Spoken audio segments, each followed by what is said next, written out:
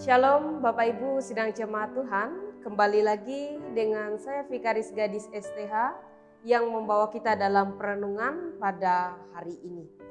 Bapak Ibu jemaat yang dikasih dan yang diberkati oleh Tuhan kita Yesus Kristus, kebenaran firman Tuhan kita diambil dari kitab Perjanjian Baru, yaitu kitab Ibrani pasal yang ke-7 ayat yang ke-11 sampai ayat yang ke-22 dengan judul perikop Kristus adalah imam yang lebih tinggi daripada Harun. Bapak Ibu jemaat yang dikasih dan yang diberkati oleh Tuhan kita Yesus Kristus, saya mengambil tema dari nas ini, imam yang benar. Bapak Ibu jemaat yang dikasih dan yang diberkati oleh Tuhan kita Yesus Kristus, di dalam surat Ibrani ini, di mana ditunjukkan terutama ditulis kepada orang-orang Kristen Yahudi yang sedang mengalami penganiayaan dan keputusasaan. Firman Tuhan ini mengajak untuk berusaha memperkuat iman mereka kepada Allah. Bapak Ibu jemaat Tuhan, banyak hal yang terjadi yang dialami oleh umat Allah pada saat itu. Salah satunya penganiayaan, dan mereka mengalami yang namanya keputusasaan. Bapak Ibu jemaat Tuhan, tentang seorang imam yang dipilih oleh Melkisedek, yaitu pilihan yang baru, tentu pilihan yang bukan atas dasar ukuran manusia. Nah Bapak Ibu jemaat Tuhan, namun ukuran yang benar adalah berdasarkan kerinduan umat Allah. Di dalam ayat yang ke-26 dikatakan, sebab imam besar yang demikianlah yang kita perlukan, yaitu yang saleh, tanpa salah, tanpa noda, yang terpisah dari orang-orang berdosa, dan lebih tinggi daripada tingkat-tingkat sorga. Bapak Ibu jemaat Tuhan, dan jauh berbeda dengan imam-imam sebelumnya. Bapak Ibu jemaat Tuhan, itu merupakan gambaran seorang Mesias atau raja yang diurapi, yang datang sebagai imam besar. Bapak Ibu jemaat Tuhan, imam besar yang sempurna, tetap dan selama-lamanya, yaitu Yesus Kristus itu sendiri.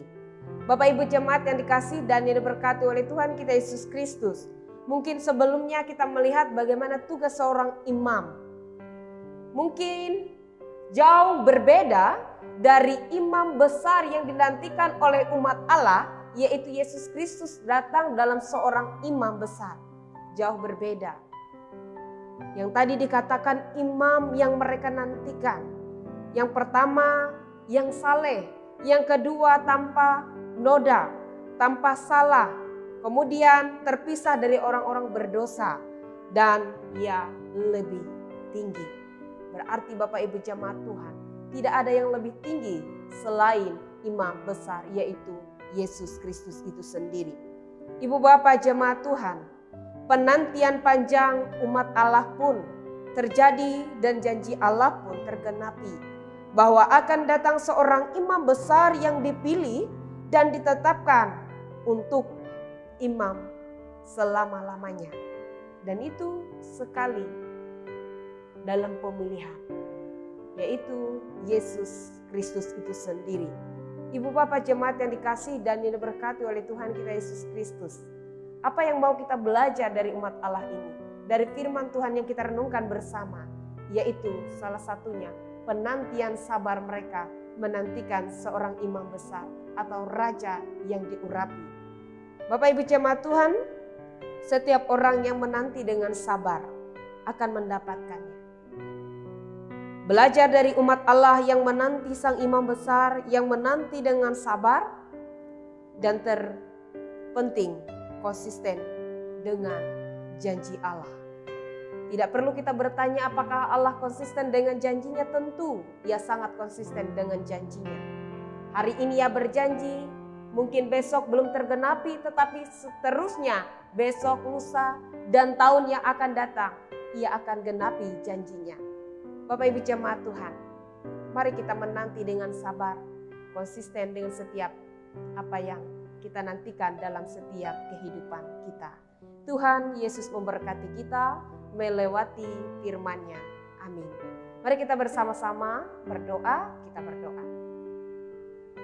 Ya Allah yang penuh kasih, kami bersyukur dan berterima kasih buat kebenaran firman-Mu yang sudah kami sampaikan dan juga sudah kami dengarkan bersama-sama. Kami menyadari sebagai manusia kami lemah dan terbatas. Kami adalah manusia yang berdosa dan hina. Karena kasih dan pemeliharaan Tuhan, anugerah-Mu yang melayakkan dan menguduskan kami Tuhan. Sehingga kami layak dan berkenan menyampaikan firman-Mu, bahkan mendengarkan sabda kebenaran firman-Mu.